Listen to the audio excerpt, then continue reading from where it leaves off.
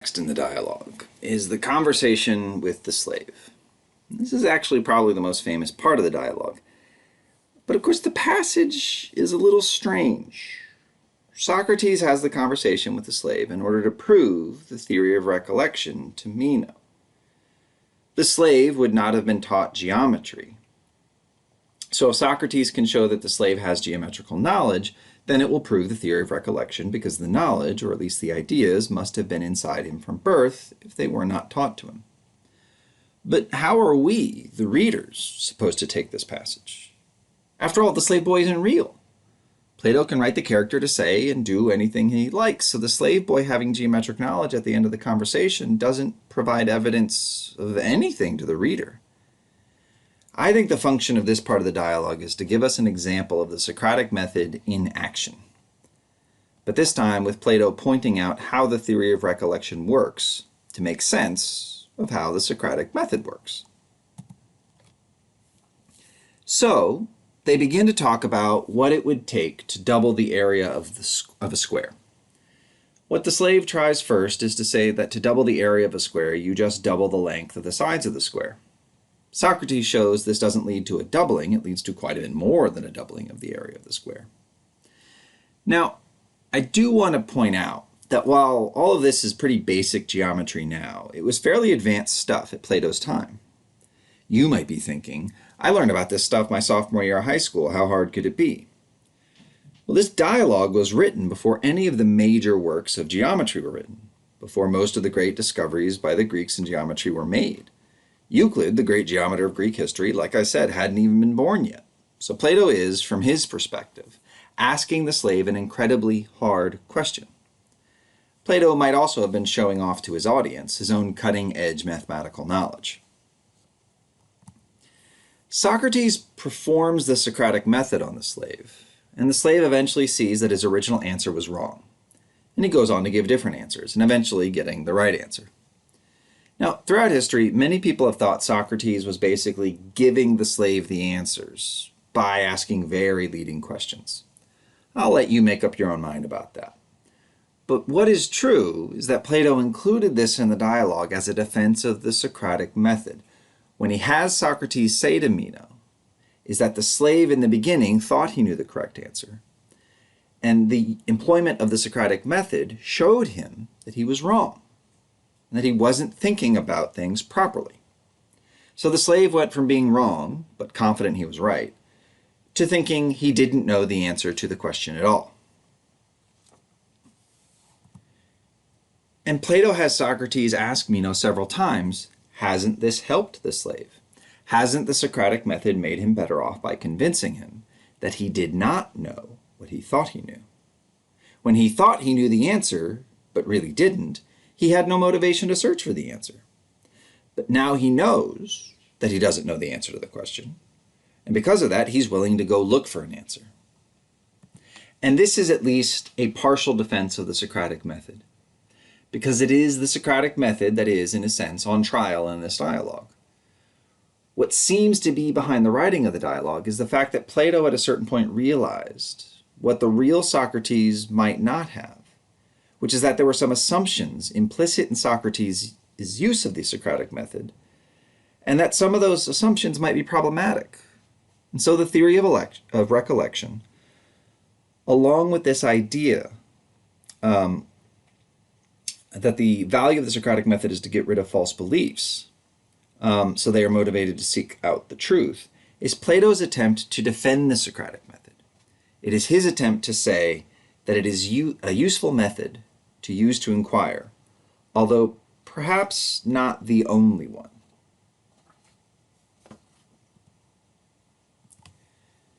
And so the theory of recollection, the theory of innate ideas, is going to solve the problem that Meno identified with the Socratic method.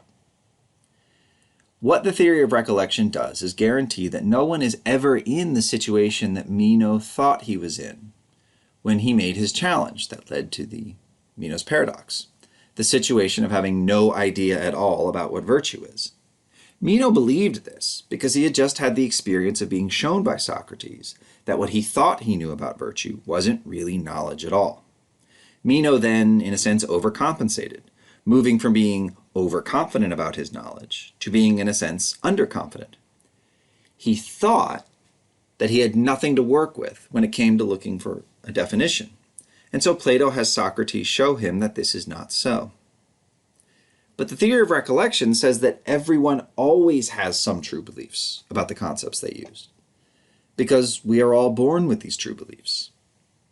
And the Socratic method, despite its purely negative effects of identifying contradictory beliefs and eliminating the false beliefs, has a role to play in inquiry if the theory of recollection is right. It can get rid of your false beliefs, thus leaving you with the true beliefs you started out with. If you didn't have the theory of recollection, then all the Socratic method would do is reduce your number of false beliefs, leaving you with either no beliefs at all or just fewer false beliefs. So the theory of recollection explains why the Socratic method is valuable. Because while it guarantees that you will have some true beliefs on any topic, it does not guarantee that you will have all or even mostly true beliefs about those topics. You had the true beliefs about whatever topic you're interested in when you were born, but it's been a long time since you were born. And in the meantime, your mind has picked up other beliefs. And a lot of those newer beliefs are BS. A lot of your beliefs you got from bad sources or from making mistakes in reasoning. There are all sorts of influences on you that lead you to coming to have false beliefs. There is sensationalistic media coverage. There are memes that go viral on Twitter that are just made up. There are groups of people devoted to ideas that have been disproven, but that they refuse to give up. Either because it makes them money to continue to pretend that those beliefs are true, or because it just makes them feel good to keep believing in them. There are all sorts of ways for false beliefs to get into your head. Plato compares this whole process, by the way, at some point to a story from the war between the Greeks and the Persians. Twice, the Greek city-states had come together to fight off invasions by the Persian Empire. These events are stupidly and horribly depicted in the stupid and horrible film The 300, if you're interested. Well, at one point during one of those wars, a message had to be sent from one Greek city to another. But in between those two cities was the Persian army. So someone had a bright idea. They carved the message they needed to send on a tablet of stone, and then they coated the stone tablet in a lot of wax. The messenger then took the wax-covered stone tablet and made his way to the other Greek city, and was of course stopped by the Persians along the way, who asked what he was carrying. The messenger said, or was able to say, "Oh, it's just a lot of wax. Somebody bought some wax, and I'm delivering some wax." And the Persians let him pass. But then when he got to the destination, the people of that city were able to melt the wax off the stone, revealing the message hidden within. The message on the stone is a lot like your innate ideas, Plato thinks. Your mind is filled with truth, with correct beliefs. Over time, though, other things collect in your mind, obscuring the truth, just as the wax obscured the message on the stone. The Socratic method plays the role of the fire, melting away the false beliefs that you picked up over the course of your life, leaving only the truth behind. So the theory of recollection, when put together with the Socratic method, form, Plato thinks, a good method of inquiry. Now, how much does Plato actually believe all this? There is a quote, which I have here on the slide, which is relevant. He says, "I do not insist that my argument is right in all other respects, but I would contend at all costs, both in word and in deed, as far as I could, that we will be better men, braver and less idle, if we believe that one must search for the things one does not know, rather than if we believe that it is not possible to find out what we do not know, and that we must not look for it." So what he's telling us in this quote is not every part of what he has to say about the theory of recollection is necessarily true. But what is true is that he thinks we should always keep trying to learn the truth, always keep trying to figure things out. Meno had come up with an argument that made it seem like there was no point in searching for the truth, and so that we should just give up on it. Plato wants to insist that there is a way to come to know the truth, and that we should therefore always try to find it out. he's not sure about every detail of the explanation he gives about how inquiry is possible. In other words, he is more sure of the conclusion of his argument, but there is a way to come to know the definitions of things, than he is of his premises, among which are the claim that we reincarnate, and that we remember things that we have been in our souls since before our birth. Some people think this means that Plato doesn't really believe in the theory of recollection. When he introduces the idea of reincarnation, he doesn't even really say that it's true. He just says that it is something he heard from some holy men once. And that isn't really a very ringing endorsement. So it might be that Plato brings up reincarnation only as a way to make innate ideas sound plausible, but that it is really just innate ideas he wants to insist on, not reincarnation. Some people have even thought that Plato didn't really believe in innate ideas. And I don't think we should go that far when it comes to doubting what he says. If you give up on innate ideas, you really do give up on the whole solution to Meno's paradox. And the whole point of Plato writing this dialogue, one assumes, was to bring Meno's paradox up so Plato could have Socrates respond to the paradox in a way that defended the Socratic method against the criticism. But however far we think Plato's uncertainty might go, the thing to remember is that he wants to defend the usefulness of the Socratic method and the possibility of our learning the true definitions of things. For that, it really does seem like he needs innate ideas. But it isn't clear he really needs to believe that we are reincarnated. After all that, you might think the dialogue would be done. It would have made sense for the Meno to work that way. There is an initial discussion of the nature of virtue that hits a lot of the same beats as the early dialogues, like the Euthyphro. Plato then has Meno mount a challenge to Socrates, and Plato's way of going about figuring out the truth, the Socratic method, and then Plato finds a solution to the problem, the theory of recollection. It is an extreme solution, and Plato seems like he is not too sure about it, but it is a solution nonetheless. That would have been a good place for the dialogue to stop, but that isn't where it stops. Plato, after defending one method of inquiry, the Socratic method, then goes on to defend a whole other method of inquiry, something called the method of hypothesis. After the conversation with the slave is done, and Socrates has convinced Meno that the slave had knowledge of geometry from birth, or at least ideas about geometry from birth, Meno asks if they can go back to the original question about whether virtue could be taught. Socrates initially expresses reservations because they still haven't defined virtue, and the priority of definition principle says that you can't know whether virtue is teachable until you know the definition of virtue. But Plato actually has Socrates say that they can continue to investigate the question without having first discovered the definition of virtue. But Socrates says they will have to use a different method, the method of hypothesis. So what is the method of hypothesis? Well, Socrates says that what you do is you take the question you are interested in this case, whether virtue is teachable, and to answer it, you connect that question to a hypothesis that seems reasonable or plausible to you. So in this case, you can answer the question of whether virtue is teachable if you assert the hypothesis that virtue is knowledge. That's what Socrates says. The idea is that if virtue is knowledge, then virtue is teachable because all knowledge is teachable. And Plato is inclined to think that virtue is knowledge, or at least a kind of knowledge.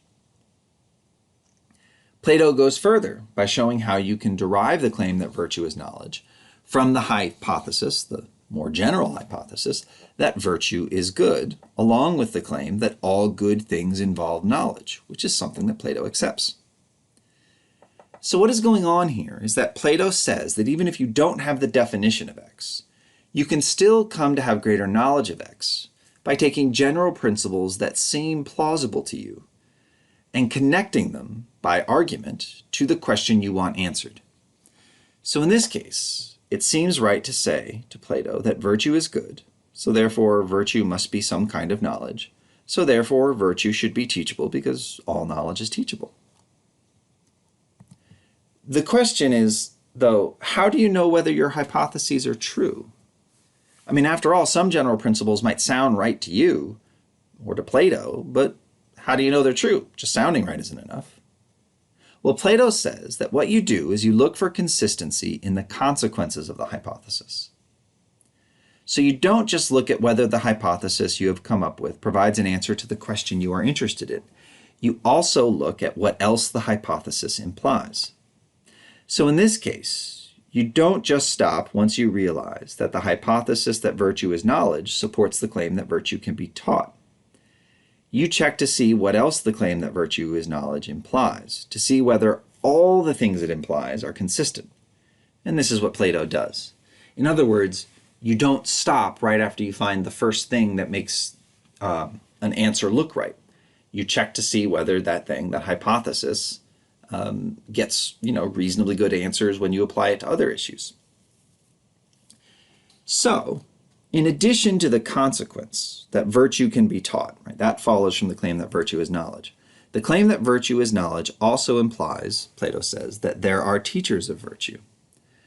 After all, if it can be taught, and it is a good thing, then there should be people actually teaching it. But then he points out that there are no teachers of virtue, or at least no one can claim to be a teacher of virtue because no one really knows what virtue is. And so the claim that virtue is knowledge implies that virtue can be taught, but it also implies that there should be teachers of virtue, and there aren't. Now this is a weird thing for Plato to do. He unveils a new method of inquiry, not found in the early dialogues. And this method seems pretty reasonable. It says you can answer questions by connecting your questions to other things you're pretty sure of. And then you can use what you are more sure of to answer your question. And you can check that what you were more sure of is actually true by testing its other consequences. This actually has some similarities, as we're going to see, to the way that science works. But Plato has Socrates say at the beginning that this method seems inferior to his preferred method, using the Socratic method to find definitions and then deriving the answer to your question from the definitions. But also, he has the first use of the method end in a contradiction, right? That virtue both is and is not teachable. Because it tells you that virtue can be taught because virtue is knowledge, but also that virtue cannot be taught because it has no teachers. Does this mean that the method of hypothesis is not a good method, or that Plato doesn't really think we should use it? That probably goes too far, especially because immediately after Plato points out the contradiction about the teachability of virtue, he goes on to try to improve the hypothesis, which you wouldn't really do if the whole point was to say, hey, don't use the method of hypothesis. And I want to point something out here, just as part of like the dramatic setting. It is in discussing the hypothesis that virtue is knowledge that Socrates gets into an argument with a new character, Anytus. Anytus is one of the guys who would bring Socrates up on trial, along with Miletus. Meno is actually staying at Anytus' house, and so he is listening. Anytus, is listening in on the discussion between Socrates and Meno. At some point, Socrates says that we know that virtue has no teachers because the many virtuous men who have lived in Athens have all had very vicious sons. And if those virtuous men could teach virtue to their sons, they would have. Anytus takes this personally, since he is the son of an important man. He feels like he's being insulted. So Plato is tying the dialogue, the Meno, into the drama of the trial and death of Socrates. The idea is Socrates gets into a fight at the end of this dialogue that leads to his death.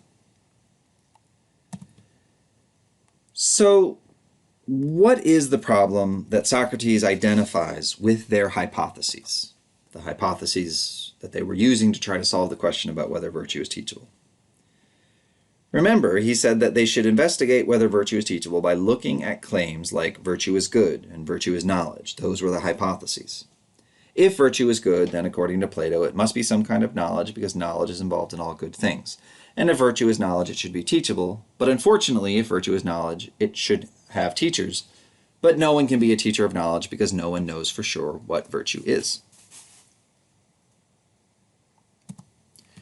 So what Socrates says at this point is that he thinks the problem with their discussion has been that they have been assuming that in order to teach something about X, you have to first know what X is. He suggests that a teacher of virtue could just have true beliefs about virtue without having knowledge of what virtue is. He uses the example of knowing the way to Larissa, or telling someone the way to Larissa. Larissa was just a city in Greece. So the way the example goes is that if someone asked you the way to Larissa, and you had a belief about the way to get there, but you didn't really know because you yourself had never gone to Larissa, then you could still give them good directions as long as your belief about how to get there was true. So the idea is that someone could teach others to be virtuous if they had true beliefs about virtue, even if they didn't know what virtue was. So maybe virtue can be taught despite the fact that no one knows the definition of virtue. Remember, in the Apology, Plato had Socrates say that's kind of the situation the poets were in. They said true things about the fine and the good, but they couldn't explain them. This seems like a way to rescue this employment of the method of hypothesis, a method that had seemed like it had run into the ground on its very first use. The problem was that if virtue was teachable, then there should be teachers, but that there couldn't be teachers because no one knew what virtue really was. Now Socrates is saying maybe they don't need to know in order to teach.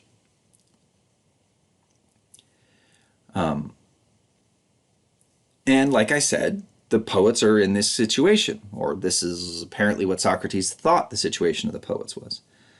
Socrates is saying that those people who lack knowledge of virtue because they can't explain why they are still right can teach virtue. Reading the great deeds of heroes in the poems those poets wrote could teach you how to be a virtuous person, even if the poet who wrote it didn't really know what virtue was. And at this point, Meno asks, well, if true belief is all you need to teach others, what do we need knowledge for anyway?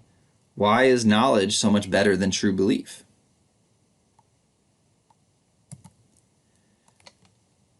Before we get into what Plato has to say about knowledge and true belief, there is something I want to say. Now, there's a way that some of you, maybe most of you, talk, and it's just awful. It's the worst. Now, I don't know you all that well. I don't know how you actually talk because this is an online class and I haven't really met any of you, not for real. But lots of people your age talk this way, and I'm just going to lump you all together. The way of speaking that I'm going to complain about is the way of talking about belief like it's impossible for a belief to be true or false. So as soon as someone identifies something as their belief, the idea is it becomes somehow immune to criticism. You hear this more often when it comes to the word opinion, like when people say, I'm not wrong, it's just my opinion. But the words of opinion and belief basically just mean the same thing. This is a kind of relativism involved in the idea. Seems to be that because people have a moral right to believe what they want, that means that no belief or opinion is better or worse than any other belief or opinion, and that no belief therefore is true or false because that would make one belief better than another belief. And the idea is everybody's all the same somehow, and this is just like absurd. No one actually thinks this. Some beliefs are true and some beliefs are false. Right? If you believe that the US is the oldest country in the world, then your belief is just false, and it doesn't matter how hard you believe it.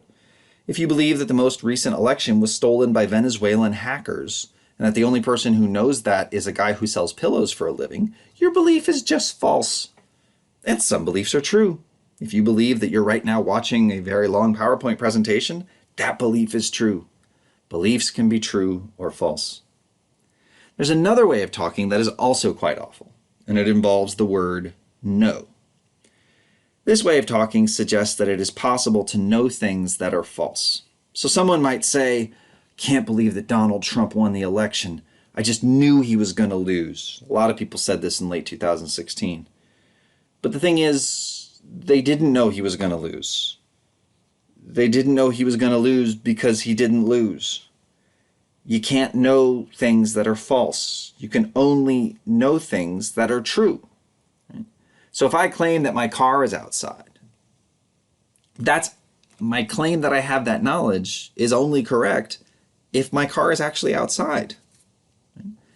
I can't know, for example, that Burundi is the largest country in Africa, because it isn't the largest country in Africa. What's going on here seems to be that people started using the word to know, or knowledge, like it just means having a very strong belief. So when they say, I just knew it, they mean I believed it very strongly. Some beliefs can be true or false, but knowledge can only ever be true. And knowledge is not just believing things very strongly. That's not what the word knowledge means. So if you catch yourself using the word knowledge that way, or you catch yourself using the word belief in such a way where it can't be false because you believe it, then just stop, because that's absurd. Right? But what is the precise relationship between knowledge and belief? And what makes knowledge better than true belief? That's Meno's question. To answer this question, Plato tells the story of Daedalus. Who was Daedalus?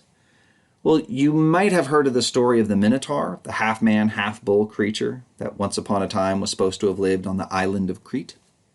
The Minotaur was created when the queen of Crete had sex with a bull, according to the myths.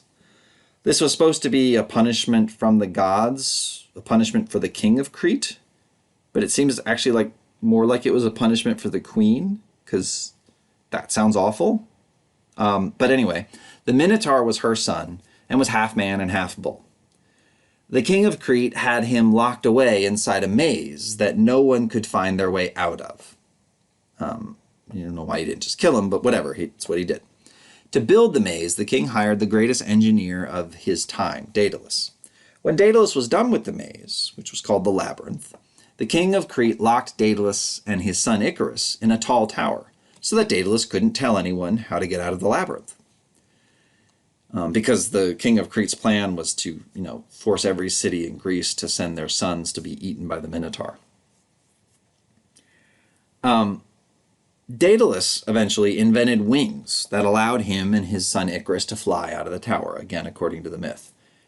You've heard this part of the story probably. Daedalus warns Icarus not to fly too close to the sun because the heat from the sun will melt the wax holding the wings together. But Icarus loves the experience of flying so much that he forgets about his father's warning, flies higher and higher, and his wings fall apart, and he falls to his death in the sea. Daedalus has to fly on, leaving his son's body in the ocean. So that's the main story, the primary story about Daedalus. But there's another story about him, and this is the story that Plato tells. Plato says that Daedalus was capable of building statues that could walk around on their own. Plato's basically talking about robots here. He's saying that there was a Greek engineer who could build robots. Now, I just told you a myth about Daedalus, and so the reasonable thing to think is it's also a myth that he could make robots. But nonetheless, the fact that people were talking seriously about the idea that Daedalus, invented robots suggests that there were some cool things going on in ancient Greece, at least when it came to mechanics. I think it would really be cool if someone, one day dug up an ancient Greek robot anyway. Maybe the beginning to a really cool horror movie. So the story goes that Daedalus made these moving statues. They could move around on their own. They were beautiful to look at, but if you didn't tie them down, they would walk off and you would lose them. Plato has Socrates compare true belief to these statues. True beliefs are great as long as they remain true. But it's easy for true beliefs to stop being true. The statues only become valuable when you tie them down, and similarly, Plato has Socrates say that true beliefs only become valuable when they are tied down by an account or an explanation of why they are true. So what Plato is saying here is that when you have knowledge, you have a true belief that you can explain. You know what makes the true belief true. How does this prevent the true belief from becoming false? Well, if you know what facts make some true belief true, then you can keep track of those facts to make sure that the true belief, is staying true. For example, if I were to claim or believe that the United States is the richest country in the world, that would be a true belief. If I believe the US is the richest country in the world only because it sounds right to me, then it's only a true belief. It's not knowledge, because it sounds right is not an account, it's not an explanation. So, if the US stopped being the richest country in the world, I would probably still believe it was, because it would still sound right to me. Because if I only believe that it sounds, if I only believe it on the basis of the fact that it sounds right, my belief isn't sensitive to the facts that actually make it true. So I wouldn't be aware of when those facts change. Right? And if the facts did change, then my belief would become false without my knowing. If I knew that the US was the richest country in the world, it would be because I based my belief that it was the richest country in the world off of economic data, such as gross domestic product of the United States and other countries. Then not only would I know, rather than just believe that the US was the richest country on earth, I would also be able to tell when that belief stopped being true, because I would know what facts made it true in the first place, and I could check them. I could check the GDP. So if the facts changed, I would update my beliefs to reflect that. So as a result, knowledge is more reliable than true belief. And this fits very well with what Socrates says in the Apology. So what Plato has done is define knowledge as true belief tied down by an account. Or in a more modern terminology, knowledge is justified true belief. It's a true belief that you can justify. A true belief that you believe on the basis of appropriate evidence. Now, this is supposed to satisfy Meno as to why you should prefer knowledge to true belief. But at this point, you might expect Plato to wrap things up by saying virtue is teachable. After all, that is the question the dialogue started with, and Plato just had Socrates remove the primary obstacle to using the method of hypothesis to prove that it was true. So why doesn't Plato actually draw that conclusion anywhere? Well, this is probably because Plato believed the method of hypothesis was an inferior method of inquiry, and that he really is committed to the claim that you need to know the definition of virtue before you can know if virtue is teachable. The method of hypothesis, then, looks like it only gets you to reasonable belief, not full knowledge, because it doesn't get you definitions. What does it take to know definitions? Right? Where does our knowledge of definitions ultimately come from? For that, we'll need to turn to some of the middle dialogues, which will come next week.